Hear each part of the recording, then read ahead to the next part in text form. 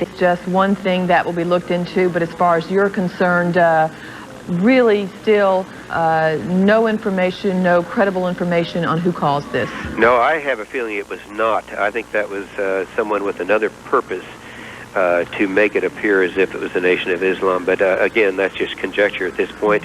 It happens to be something that the President agrees with. So there's no way of telling at this point whether or not that has anything to do with it. All right. We do know it's a terrorist type of, this is the conclusion you have to come. Senator, are you satisfied with what the President told you about the federal response, that everything's being done right now? I'm satisfied with the federal response, and I'm also satisfied with the state response. I talked to Governor Keating, and I think we're doing everything we can. And but again, it's a tough one to handle. We're just going to have to get to the bottom of it. Lots of questions out there today, Senator, regarding this, and I'm sure lots of Americans are scratching their heads and saying, Oklahoma City? It can happen anywhere. If it can happen there, it can happen anywhere else. And I think that, and the President, again, stated this, and we both agreed on this, that it's, first we try to save the lives that are there now, then we try to find out what it is, because this is too well orchestrated, in my view, not to be something connected with terrorist activities, and we're going to have to stop it. Stressing that we don't know who's behind this. We did talk with the former Oklahoma Congressman Dave McCurdy earlier today, who talked about some Islamic groups that are in that city that have caused concerns and have been watched. What do you know about that? Well, I just wouldn't want to comment on Dave McCurdy. He was the one I beat for this job, and I don't think that he has any information other than what the President has, and I just talked to the President. I think it's probably doing a disservice to be coming to conclusions concerning the Nation of Islam at this point. Well, what will people need in Oklahoma City as this day and the days come afterward? What will they need as the shock wears off, as emotions set in, as we hear more news of those that have died? There is information that children have died in this. Well, and there are currently people trapped. The current thing that is being done right now is to save the lives of those lives that are endangered at the present time. Then as soon as that's over and the dust settles, we'll have a chance to look at it and see, and of course try to find out who is responsible. That would be the first thing. So we'll have to reflect on that tomorrow and see. If no one comes forward and says and claims responsibility, how confident are you in the investigation afterwards that they'll be able to piece this together and come to some conclusion? Well, I seriously doubt that anyone would come forward and claim responsibility unless it's some nut out there, and there are a number of those, of course. There are some buildings, the adjoining buildings, that probably will be out of commission. So you'll have a very large percentage of the population unable to carry on their jobs. And it's going to be an inconvenience. It's going to be perhaps a tragedy in some cases. All right. Senator James Inhofe, we know you are in your airplane getting ready to take off for Oklahoma City. Thanks for taking time to talk with us. Thank you, Natalie. All right. We'll continue our coverage. We have suspended programming for now ever since this happened this morning, and we'll continue with more for you in just a moment.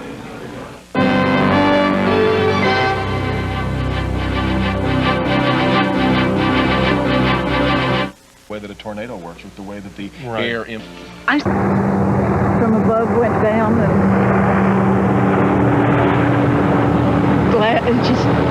it just kept falling. It was a horrible noise. Horrible noise. What did it sound like? I don't know. I didn't hear I didn't hear a noise. It was just after what had happened, whatever happened, just the roar of the whole building crumbling. And where I was sitting, it was the only place the floor didn't cave in. I mean, right over here, the floor was gone. So the floor that you were sitting on didn't cave, but all around you it did? No, my little area where I was sitting, but I was on the 7th floor, and then, of course, the 8th floor came down and went through, and then they just kept on going down. Listen, there was a window to a hall by my desk, and I crawled over and got out, and when the stairwell was still lit, the light was on in the stairwell. I'm fine. Are you? Yeah. How do you think that happened? I happen to be in the only part of the 5th floor, our part of the 5th floor that isn't gone. It's either a bomb or gas explosion from across the street here. I just happened to be in that room. It's not the room I normally am in. Was working on a project. It happened, and I was lucky I've had a table to dive under. What went through your mind? Where's the table to get up? Yeah, what's happening? You know, it's like it happened in slow motion. I thought it was an earthquake because I resided in California for many years, and it was almost like slow motion. I felt a shake, and then it began shaking more, and I dove under my desk, and then the glass all came in. I think that helped save me. All the glass was gone. It's all over the office. Where's your office located? Can you point to it? Here on the 5th floor, right on the end. I can walk from here, from my office to the door where I normally enter, and there's nothing there anymore. It's from me to these individuals that the building's gone. So tell me about the building, the part that I'm looking at. I'm seeing the most destruction. What is that? What's there? Well, for our section, that's our main office area. The only office that were spared was mine and my secretary and my officer, and then a little section of a conference room, which Dr. Espy happened to be sitting in. The whole rest of the office is gone. Dad was a couple blocks away when he heard the explosion and went back. And I'm sure glad he did that. And you understand that any other children were injured there? There was quite a few that were injured, but they were real efficient in getting the kids out. What did it look like there? Basically what you've been seeing on the TV, lots of glass, lots of buildings, debris flying around. He's got quite a lot going on. Yes, he has. Yes. What are your thoughts right now? I'm so relieved. And I'm praying for all those other people. What happened? I understand that he'd just been dropped off. Yeah, Dad had just dropped him off at the downtown Y, and Dad was a couple blocks away when he heard the explosion and went back. And I'm sure glad he did that. And you understand that any other children were injured there? Yeah, there was quite a few that were Quite a few injured, but they were real efficient in getting the kids out and stuff at the... What did it look like there? Basically what you've been seeing on the TV, lots of glass, lots of buildings, debris flying around, lots of people with cuts and blood and stuff. You just broke your top. What did you think you see when you felt that thing hit? Well, I was just pulling out. I was a couple of blocks away, and it felt like somebody had rear-ended me in the back of the truck, and I just happened to look back and saw the smoke, and so I just turned it around and ran back up, and from where I was, it looked like the smoke was coming out of the Y building, so I was really panicking at that time, but it just looked like every building there, I was thinking, well, that must be where the explosion took place because of all the... I was surprised at how many of the other buildings were affected, too. What were the children doing? Do what? What were the children doing? Well, probably just what you'd think, crying and stuff, with cuts and stuff. They were scared, just like... People involved in the tragedy in Oklahoma City, which has sent shockwaves out to all four corners of the United States. The President of the United States said his top priority was to, first of all, get the necessary assistance into Oklahoma City. That is being effected through a Washington command center and a mobile command center now being set up in Oklahoma City, involving the Federal Emergency Management Association, General Services Administration, Alcohol, Tobacco, and Firearms, the Marshal Service, the Secret Service, and others. On the line with us is Kathy Garrett of the American Red Cross, who is in Oklahoma City. Ms. Garrett, the President also... Can we put that the suspect information back up on the screen for everyone if you haven't seen it or didn't have a chance to jot it down? They do have suspect information. This has come out from the FBI. Two of the men involved, perhaps, are Middle Eastern men. One is 20 to 25. The other is 35 to 38, both with dark hair and a beard. And they were both wearing blue pants, black shirts, and coats. The driver, don't have a description on him. But we do know a suspect vehicle, and there it is, a brown Chevy pickup with tinted windows, and it had a bug shield on front. It was last seen northbound on Walker. That would be going away from this building devastated this morning? We assume probably the clearinghouse on a lot of this will be the FBI, so if you have any information on that, probably the most direct way to get it to authorities is to phone the FBI. And if you have any trouble with that, let us know so we can maybe direct you elsewhere. There have been some appeals. KWTV in Oklahoma City, our affiliate there, reporting their first line on the suspects that may be considered by the FBI in connection with the bombing this morning at the Murrah Federal Building in Oklahoma City. Now to Kathy Garrett, the American Red Cross, who's on the line with us. Those are our 3 priorities, and we've contacted all of our volunteers. We have volunteers from surrounding counties that are here, and first aid, I would say, is the first priority because it looks as if we have thousands of people that have injuries from this disaster. Are you saying your problem is being met, or you still need more medical trainees? Actually, it is being met. We have a reserve of volunteers that are at our chapter house right now, and we'll be using them probably later tonight and tomorrow. But we've had a great response from our community. It's just been tremendous, and it is being met. How are you set up for this medical response? As I understand it, the hospitals are overbooked, if we can put it that way. Where are you set up, and how are you operating? We have a first aid center set up, which is basically across from the building, and that's where our first aid people are. We also have a shelter set up at a church that we're taking overflow of people to, people with minor injuries that we can take care of that really don't have to have hospital assistance. That's where we'll take them. But we have 4 major hospitals here that are taking people with major injuries, and right now that's how it's working. We heard some of the local outlets there in Oklahoma City reporting blood shortages earlier. Is that a problem? I have not been notified that that's a problem, and if it is, I'm sure that we will have reserves from other communities. Tulsa chapter, they usually back us up in major disasters, and they have a large blood supply, so I think that we're okay. Our chapter house actually doesn't have the Blood Institute supplies our county, and I have not been notified that that is a problem at this point. Since you are, Ms. Garrett, across the street from where this rescue operation is going on, do you get a sense that things are becoming more under control, or do you get a sense that there's still much work to be done? It looks like there is still much work to be done. It is just amazing. Right now I'm standing right beside a building that's been destroyed from this, which is across the street.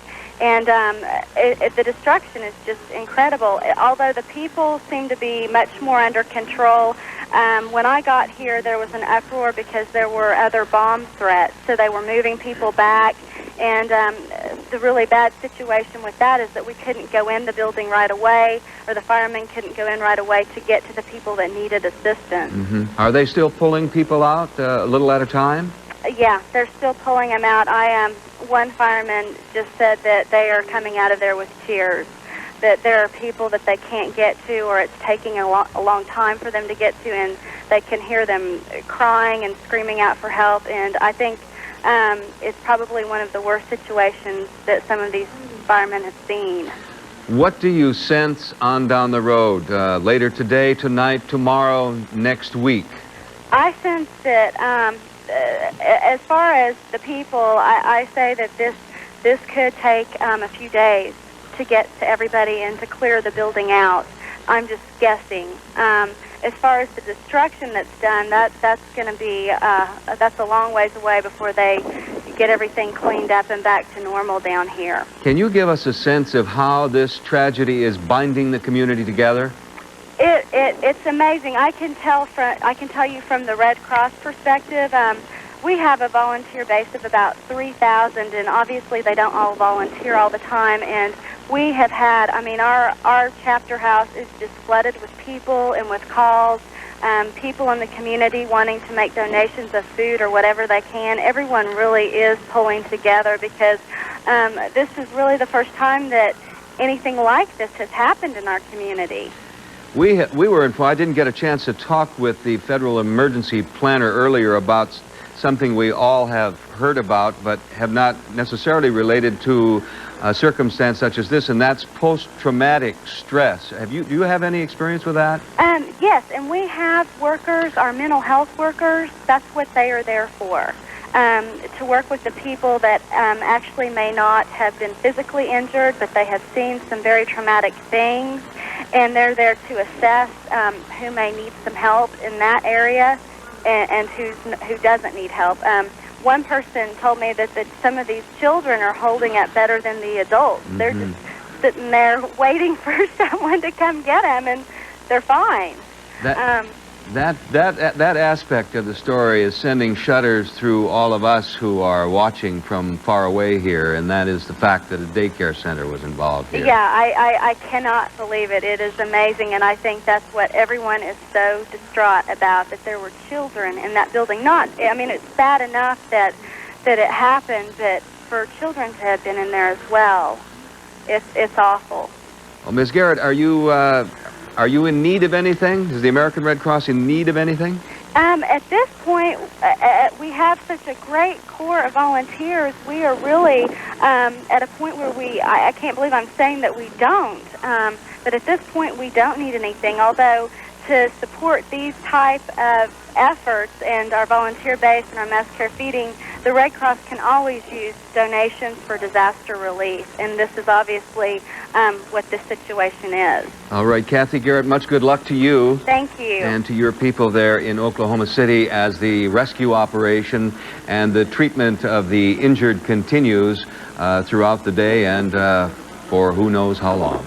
Okay. Natalie. Thank you. Thanks, Lou. We want to bring you the latest now on the explosion. The governor's office says at least 18 people have been killed, 6 of them children, in today's bomb blast at the federal building in downtown Oklahoma City. Fire department officials say a number of people are believed trapped alive in the damaged building. Many of them still may be children. They say they can see the people, but they can't get to them. A daycare center was housed in the building, and many children are among the dozens hurt. Hospitals put the number of injured now at more than 100. CNN has learned a large car bomb outside the building caused the huge blast shortly after 9 a.m. local time, leaving a crater 8 feet deep outside the building. The director troubled by the explosion.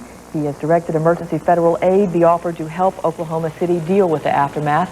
Capitol Hill sources say FBI officials have been nervous for weeks over fears of increased terrorist activities. Other sources say law enforcement has found links to terrorism in Oklahoma City, and a possible connection between today's explosion and Islamic terrorist groups is being explored. Now we take you to Reed Collins. He's standing by at our Washington Bureau. Reed.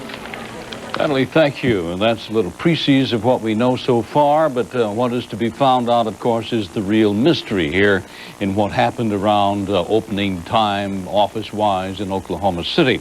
With us is Jack McGeorge, who is president now of the public. Are really cowardly, almost satanic people that would slaughter innocent people like this, and I certainly hope that they're going to be apprehended and punished very quickly. Well, we have had reports recently that the FBI is looking for 3 suspects, 2 described as Middle Eastern. We don't know yet who is behind this, but we have heard reports of some terrorist groups in this country, specifically Oklahoma City. Why do you think this could have happened to Oklahoma City? Well, it's a shocking thing because it's not anything that you would think of ever happening to a place like in Oklahoma or Oklahoma City. We're a pretty peaceful neighborhood, and I can't think of any terrorist activity we've ever had before. So we're not a hotbed of terrorist activity. There may have been some that were there, obviously, but these are terrorists, and I don't know where they're from. I don't know if they're from this country or not, but regardless, anybody that would do this type of activity, plant a bomb in a public building, responsible for the loss of a lot of lives, destroying many other lives, because frankly, if you're a parent and you lost a child, or if you're lost a loved one that was working there, or they're injured significantly, this is going to ruin a lot of people's lives. It's going to cost millions of dollars. We need to do everything we can do to find who's responsible and punish them aggressively. And I think this makes an excellent case for the death penalty. Anybody that would do this type of activity is certainly worthy of that punishment. obviously a tense situation. What are you hearing about the possibility of other bombs in other buildings in the area? Well, you know, that's something that we've heard about, just rumors. We're going to go about our business and rescue people we can rescue. You know, we had to shut down our operation for about 20, 30 minutes because of that, and that was very frustrating because we were right at the point where we had people and we had to leave them. But we got back to them, and like I said, it's just going to be maybe a 2 or 3 day event. A moment ago, I alluded to a report on our affiliate KWTV on the number of dead, the carnage associated with this explosion today. We're going to bring you a taped version of that report now. Where the building is. If you can just look right back here beside me, there is the front side of the federal building that the explosion took place at 9 o'clock this morning. I was going to talk with some doctors in just a moment. These nurses from this triage center where we were anticipating they were going to be bringing some of the people who were wounded here. We've set up with about probably 300 to 400 volunteers here. And tell me your name and tell me what they've just told you here at this triage center. My name's Joanne McCurley. They just told us that they had found 80 people and only 2 were alive, and they told us all to go home. Okay, so this triage center then is dismantling, is that correct? Correct, on this side. Okay, and who told you this about the people who were inside? Who did you get this word from? The guy in charge of the nurses. All right, so these other people that are inside, these are casualties then? Is this what you're hearing? That's my understanding. All right, this not confirmed yet by TV9, but what we're hearing at this triage center, a very grim picture as we've been anticipating. We know that we saw 2 men coming out earlier on some pictures. I don't know exactly when that was. So this triage center here on the east side, which was the second one, we know that there was a triage center where they were treating people who were coming out earlier that was actually closer to the building. This triage center then dismantling. We've got about 400 volunteers here, about 20 ambulances behind me, and at this point we had seen no activity here. They did not bring anyone here, so that's the scene. I'm going to try to get some more information. All right, that's KWTV in Oklahoma City reporting just a short while ago on the rescue operation going on at the federal building in Oklahoma City. On the line with us now is Mayor Ron Norick, who is at the center of all this. How are you holding up, Mr. Mayor? I'm doing fine, thank you. This report that we're hearing of 80 dead, are people reporting to you the extent of the dead and injured? We have not got a report on the number. We will do that at about 3:30 Central Time, but on the carnage here. A lot of them have already left, the ambulances even leaving. So basically this triage center is going to be a morgue, and we'll just be here throughout the day monitoring it. Robin, we would like, if you can hold on to your doctor, we want to clarify one point with him in just a moment, but first we need to pass along some information. There is apparently reports that a third explosive device, another bomb, we don't know if it's 3 or 4, but perhaps another bomb has been found inside that federal building. They are moving everyone back once again. This would be the 4th time that this has happened. This has happened. One question we have, Robin, if you're still there and if you've still got your doctor there with you. Hang on a moment. Yes, here. Please clarify for us, when he talks about there only being 2 survivors, that's of the people we know are trapped in there, right? Dr. Bob, let me ask you, we need to clarify about 2 survivors. Is this after the initial people came out, or 2 survivors that they did find once they started going inside the building? Once they started going inside, I was at the site, and the 2 survivors were brought out at that point prior to the finding of the second bomb device. And at that point, everything was totally demobilized from that area. All personnel were removed. The people who made it out initially after the first blast? The people who initially made it out, there's multiple injured victims, and I would say probably within the first hour, they were mobilized out of the area.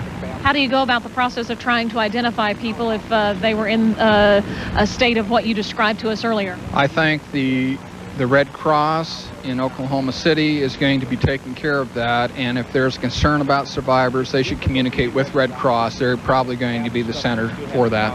All right, thank you, Dr. Bob, for being here with us. We'll go back to you guys. Well, Heidi, I'm, to tell you the truth, a little confused about what we're finding, because we had some report that there were a bunch of people trapped in there that they could talk to. Now we're hearing that anybody that's alive has been taken out. It's possible that once we were all pushed back and running, that people were still making their way out of the building. Because again, I know there were people that I could see shortly before we had to evacuate the scene. So when they're talking about only 2 survivors, I believe that means once they went back in. Yes, we know of a lot of people who did get out of the building. Certainly do. And in various stages of being injured. Okay.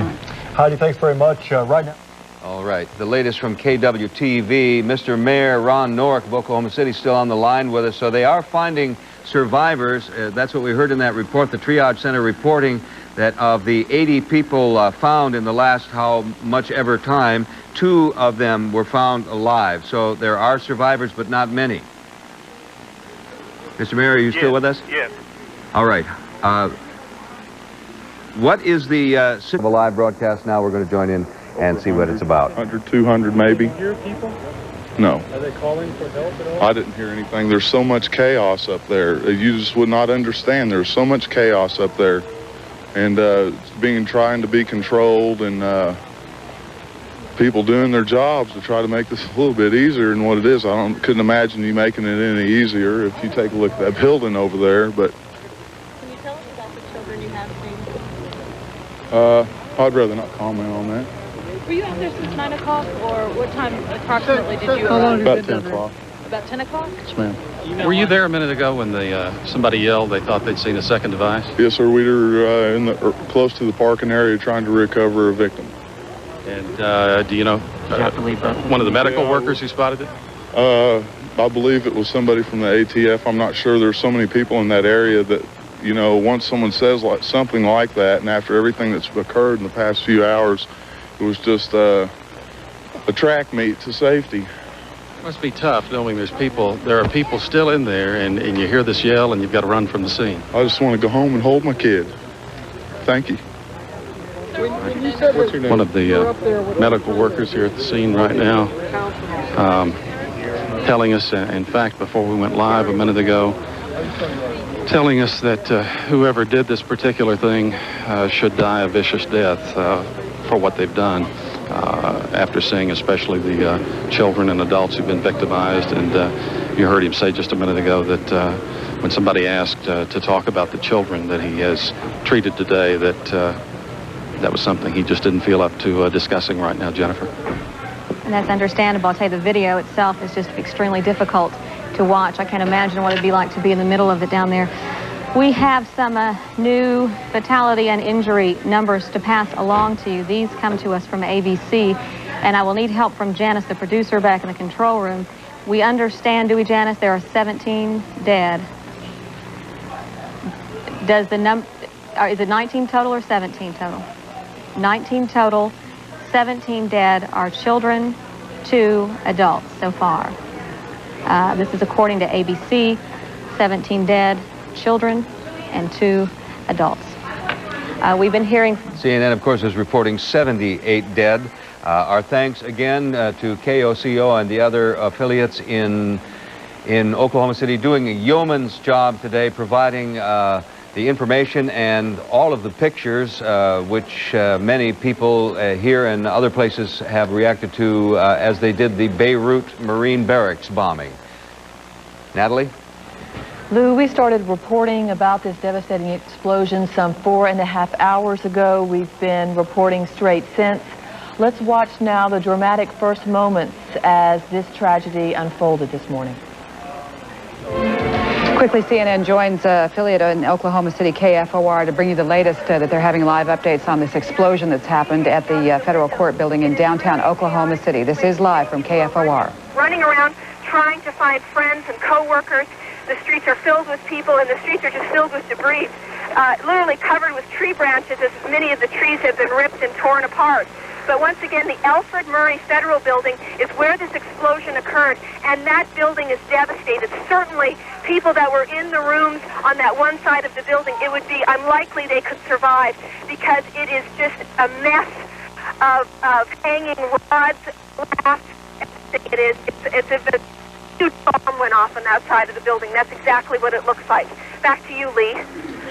Okay, thank you, Tara. And again, we're getting reports right then. That was from Tara Bloom. She's about a block away from where the explosion happened. If you look up on the map up on your screen right now, you can see it happened at 5th and Robinson in downtown Oklahoma City. That is the Alfred Murrow Federal Building. If you're just joining us, a disaster happening this morning. You may have felt it. We felt it from miles away. There was an explosion that happened in downtown Oklahoma City. If you step outside, you can see the black cloud of smoke coming up from downtown Oklahoma City from where that explosion happened. Again, at 5th and Robinson, the Alfred Murrow Federal Building. If you have people who work down there, friends, family, relatives, anyone you know, do not try to call down there. Apparently, the phone lines are all busy right now. We're trying to set up a live shot right now. We have a couple of crews working down there. We have one on 6th and Harvey and another one that's just about a block away from where the scene is, and I'm being handed information right now. One of the things that's happening, we have lots of, watch out for the live shot, we have lots of traffic problems going on, and you can see everyone here is running around trying to find out exactly what's happening. Lots of traffic problems, and they are asking that you please not drive down to downtown Oklahoma City. Please do not drive down to downtown Oklahoma City. Do not go down there, do not walk. Stay away from the area, because what it's doing, all that traffic, is hampering emergency crews that are also trying to get down there. In fact, if you're over there, maybe you may even want to pull over to the side of the road and try to get away and out of the way of emergency crews, fire department, police department personnel who are all on their way down there trying to help the injured. And there are many injured. There are many people covered in blood being carried away on. I want to just explain to you real quickly, we're taking Oklahoma City's KFOR's coverage here of this explosion that's happened at the federal court building in downtown Oklahoma City. The reporter earlier said that there were injured people everywhere. The streets are filled with debris, and this reporter said that it was unlikely that people could survive in the part of the building that's been blown away. Earlier reports said from Associated Press that a large part of the building was blown away, and that it is a 6-story building. It does house a Social Security on the ground floor. Let's go back to the coverage from KFOR. Who had been hit by glass and had quite a bit of blood covering his face and neck. He seemed to be okay. He walked in on his own power. But we are getting ready for any sort of injuries that will come in. People are being diverted from other departments as they can spare them, come down to the emergency room. Additional physicians are being brought in. The sort of disaster team is being readied here, and some primary care physicians are being are volunteering their time to come in and take care of some of the more minor injuries, so that the emergency department doesn't get clogged up any more than it has to be. But obviously it's a real frantic pace over here. Everybody is sort of getting ready for as many patients as we can possibly handle. Randy, I have a question for you. Can you hear me, Randy? Excuse me? Can you hear me? Yes. Okay. Randy, now you say is it just one person that's walked in so far? Just one has walked in so far. Okay, and did he walk in on his own? Yes, he did. He was, I think he was just in the general downtown area. From what little he had to say, was fairly calm, sort of walked up to the counter of the emergency desk and said, "I got hit by glass." And it was obvious that, his business clothes had been pretty well shredded by glass, and you could tell that he had been hit up the side of the head and the neck area. To go back to take care of whatever we do with our patients on the outside, because there is nothing to do. Everyone that's in the building right now, in 2 hours there was one person found, and everyone else is dead. Everyone else who's in the building at this point is beyond help, is what you're... Yeah.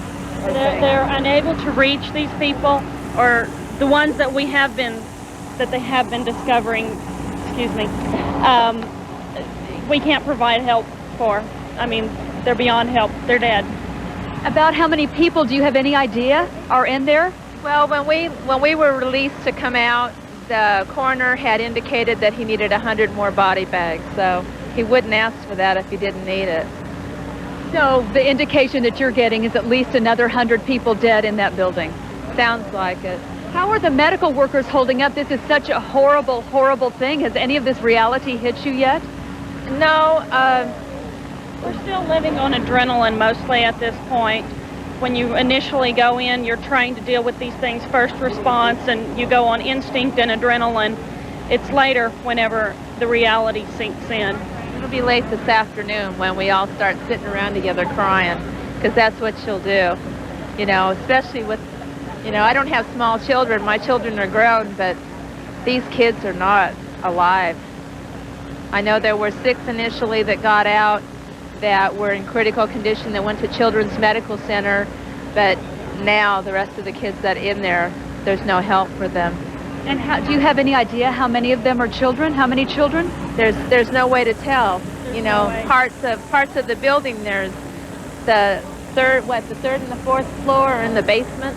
Second and third and fourth floor are in the basement. The man that fell, that was on the 4th floor, the floor dropped out from him. So if you've got 4 floors of devastation to go through, it's going to take you a long time. It's not like an earthquake hitting. They're working inch by inch to get the rubble and the concrete and the steel off of these people, and they're just going, it's a slow, tedious process right now. When you say it's not like an earthquake hitting, you mean it's more severe and more profound? Definitely. Right. I lived through the San Francisco earthquake, and this isn't like it at all. The building there's no comparison. This building has been torn and ripped apart from the inside out on that one side. In an earthquake, it breaks into large pieces. This is in small chunks. There's bolts of the building over a city block, you know, down the street. Parking meters are in the middle of the street. Pieces of cars are in there. Basically, I arrived on the scene about 30 minutes via the ambulance. I was at OU, and there was a strong odor of propane, and on extricating some of the survivors from the building at the time, Robin, a second bomb device was located, and immediately all the medical personnel and ambulance personnel were moved from the area. The whole side of the building was totally gone, and there was body parts all over. Apparently the building collapsed totally within about an hour ago. Dr. Brown just related the fact that there's only 2 survivors that were in the building. The rest are felt to be casualties, and it's going to... Waiting for official counts to come in. We're still standing at 19 dead, and we hope it stays there. If it's too high as it is already. 17 children involved, and we keep hearing it's going to go higher. Almost certainly. Let's go back to Tara Bloom again. When we last joined Tara has been kind of on the other side of this entire issue, and that is following police along on their investigation. It has led her to a South Side motel. Let's see if where things stand now. Tara? Well, Devin, I'm at the Plaza Inn on Southeast 29th and I-35. I've just a couple minutes ago finished talking to one of the employees that the FBI has been questioning. She says since Monday night there have been 3 Arabic men staying at the hotel, and that they left this morning. Now, she says that they were dressed in Arabic clothes with a burnous, which is that long veil on their head with the band around the forehead that you see, the traditional garment. And FBI have been questioning her, and she's been looking in the records trying to find their registration, what names they registered under. Now, we have seen a couple of FBI agents come out. One was wearing blue plastic gloves. So I'm guessing from that they are taking fingerprints and searching the room that the 3 men stayed at. Now, apparently 2 men were staying in one room, and 1 man was had registered 2 rooms to himself, but she thinks that the 3 men were together. Once again, they checked out of the Plaza Inn this morning. Devin. Okay, Tara, thanks very much. Intriguing in that in the mystery of it all, though hard to believe that anybody who was going to be behind something like this might be foolish enough to A, stay around, or B, be walking around in very traditional Mideastern garb for a couple of days beforehand. However, since we were talking with Tara again, we will go ahead and repeat one more time for you the All Points Bulletin from the Oklahoma City Police. They're looking for 2, perhaps 3, most likely 2 Middle Eastern men, last seen wearing blue jogging suits and traveling in a brown pickup truck with tinted windows. There you see a printed out version of, in fact, this is a little more exact than of what we've had already. Apparently the first one, 20 to 25 years old. The second one, a little older, 35 to 38 years old.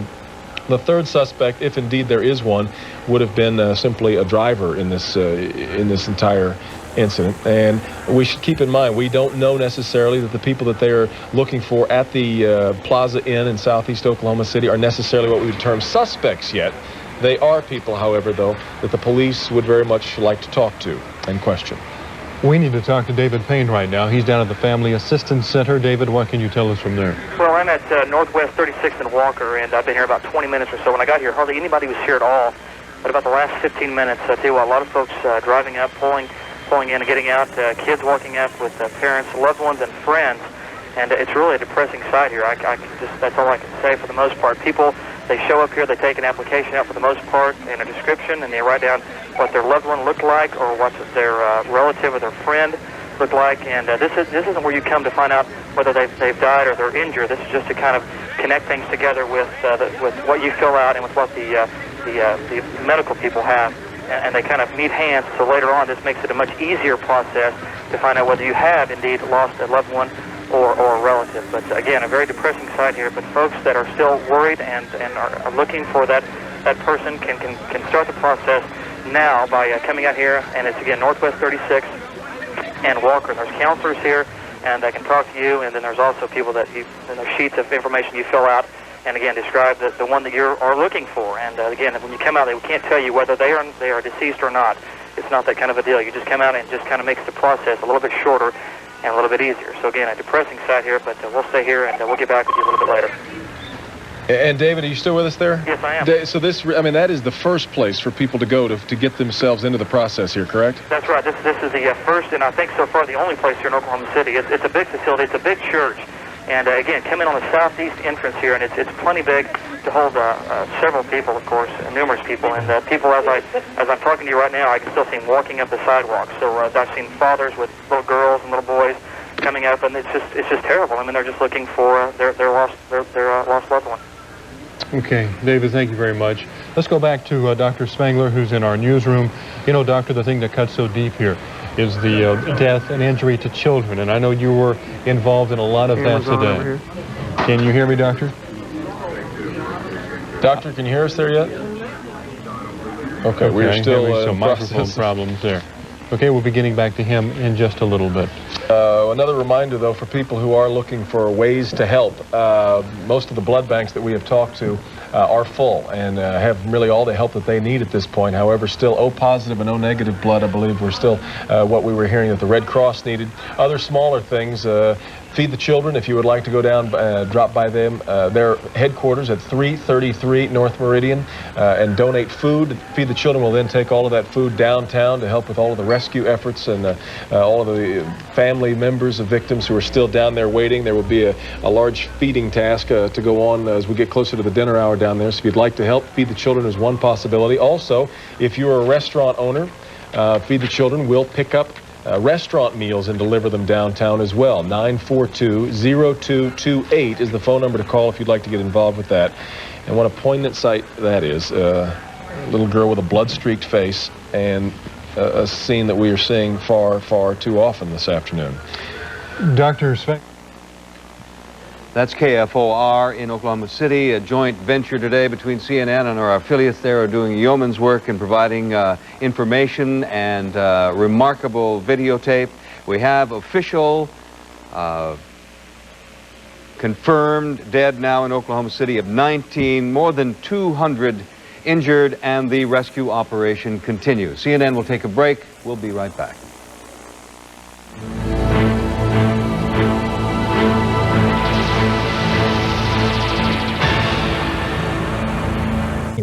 At least five firefighters. There's just one person still in there? Right, Yeah. that's what it appears. And that person appears to be a construction worker, probably somebody that works with the crane company. The firefighters have all gone inside.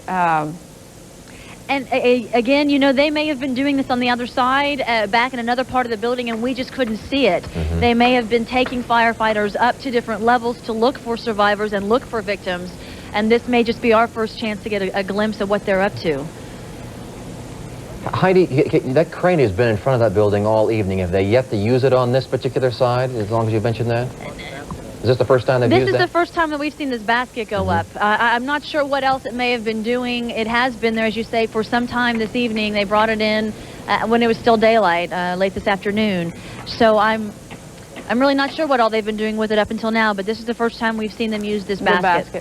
Heidi, hold on just a second. Tamara, you can see this from where you are as well. What can you enlighten us any about what may be going on? We can see them moving debris around inside on that floor, but other than that, we're kind of at a loss to know what's going on. We've counted about 6 to 7 people in and out of that basket. They've been lowering it up, lowering it down. No one has been inside the basket. We can tell you that much tonight, Jennifer. Obviously looking for any signs of life, anyone who may be inside still, any victims, any fatalities. The chopper, Oklahoma City Police chopper overhead, shining a little bit of light on the building that you can see. They're spotlighting the areas, maybe looking as well to see if they can find anything. Now, the good news out here right now, besides the fact that we did find 2 people alive inside, one of them in the basement. You can see the helicopter there spotlighting the area, hopefully looking for victims. Obviously, that's not where the basket is, so I'm not sure, you know, Tamara, what that may be, I'll be interesting to see if they will focus that down where they're trying to search here. But it doesn't seem to be, does it? No, they no, just it doesn't. Looking around the building. They seem to be too high, as a matter of fact. The basket's all the way down to the bottom. Now, keep in mind, the wind was a real problem earlier, so we didn't see the basket. 2 blocks from the scene. The axle of the vehicle has been found 2 blocks from the scene of the blast, and that's according to a police source talking to the FBI officials. So that gives you an indication of the power of this blast. I'm told that the estimations are about 1,000 to 2,000. To tell us that, yes, they are being investigated. So apparently all of these little pieces may fit together to form part of the puzzle. We're staying on this picture, and every now and then, if you look carefully, you can see the firefighters moving ever so slowly. We are switching you now to coverage being provided by local station KFOR in Oklahoma City. They have to be extremely careful every time they move something, and yet they're trying to make their way, as we understand, to one individual, one survivor, we believe, who is trapped right now inside the building. Well, if you've ever played a game of pickup sticks, you know that by moving one stick, you can cause an awful chain reaction, and that is the concern that they've got right now, made all the more difficult by the fact that it's dark now, and the weather has certainly added some problems to that as well, though fortunately right now most of the rain seems to be holding off. It does appear that we are going to have to try and take our good news in very small packages. I understand that we've got to tape now. I'm sorry? WJVK, I apologize, is our station that's participating in all of this, and we should have some pictures from them to see the farmhouse where this activity is ongoing. There you see the farmhouse right now. This is where 2 individuals, we believe 2, maybe more, were being sought. We do not have, and we should emphasize this and cannot emphasize it enough, definitive information about who all these people are, about which, if any, groups they are associated with, beyond what we have been told by our sources. You heard the President, the Attorney General, and the Director of the FBI say very emphatically that the investigation is ongoing, that much is yet unknown, and that they, in particular, must see many more pieces fall into place before they will be prepared to speak definitively about who or what are involved. Agents are on site at this building, we are told. We will be back. Dilapidated garage or farm building or shed of some sort. They go back and forth between there and seem to be searching around. Not in any great hurry, I might add, either. They're sauntering, if anything. There doesn't seem to be any urgency in their actions, but they are looking, said Sheriff Strickler, they're looking for some type of evidence in this house. Ed, the pictures that we're seeing, the aerial pictures that we're seeing, show this as a farmhouse in wide open, what would appear to be very rural country. Can you tell us a little bit about the area of Decker, Michigan? Yes, this is thumb country, they call it here in Michigan. If you held up your right hand, it would probably be at about the first knuckle of your thumb, just where it bends. It's extremely rural. They grow a lot of celery up here. It's apple country. Very, very agricultural company. That some people think it's the forgotten side of Michigan, but it is all very flat, wide open spaces, about 65 miles north of Detroit. 65 miles north of Detroit. Are you familiar with any kind of, we have heard suggestions of some kind of Michigan military type of connection. You're based in Detroit. Have you heard of any such things in the past? We have heard certainly of the group known as the Michigan Militia, which is a paramilitary group. Their tenets include getting government out of our lives. They also want the United States to get out of the UN because they think that the UN is simply doing no good. As we reported before, we spoke to the head of the group a couple hours ago, Ken Adams, who said that his group should not be construed as an anti-government group, but more of a pro-government group. They just don't want so much government in citizens' lives. They do have paramilitary activities. They had quite a demonstration at the state capitol a few months ago. They dress up in the military garb, but they say that they are paramilitary, but they are not militant. Okay, Ed Garston, thanks very much. We will be back to you monitoring events there, very telling events, perhaps. And as things become clearer, we will, of course, be going back. Now to Perry, Oklahoma, where the suspect is under arrest. Greg Lamont is there outside the courthouse. Greg? Well, Perry, Oklahoma is about 50 miles north of Oklahoma City. Population here about 6,000. We're told the main industry here is a company called Ditch Witch, which makes digging equipment. As we understand it, 27-year-old Tim McVeigh was arrested for speeding on a local highway here in Perry on Wednesday. He was taken into custody for a check on possible other violations. The authorities here say that they did not know who that they had into custody until the composite drawings were released by the FBI late or early yesterday. And once they saw those, they felt that they possibly had a match on McVeigh. He was described as John Doe #1 by the FBI. That would be the person with the crew cut. As we understand it, he is inside the Noble County Courthouse, Noble being the Perry being the county seat of Noble County. We've got quite a scene out here, several hundred people from Perry coming out to get a glimpse of Tim McVeigh. We were attempting to talk with the police chief here, Police Chief Fred LaValle. He came out a minute ago and said he was not in a position to make a comment. As we understand it, McVeigh will be brought out of the courthouse, put into a car, and transported to an awaiting federal helicopter about 6 miles away, and then transported to Oklahoma City, where he will be arraigned by federal authorities. He again was arrested on Wednesday, shortly after the bombing, as we were told, again, presumably for speeding, and then a check on possible other violations. A couple of hundred people out here, anxious to see what this person looks like and see what's going on.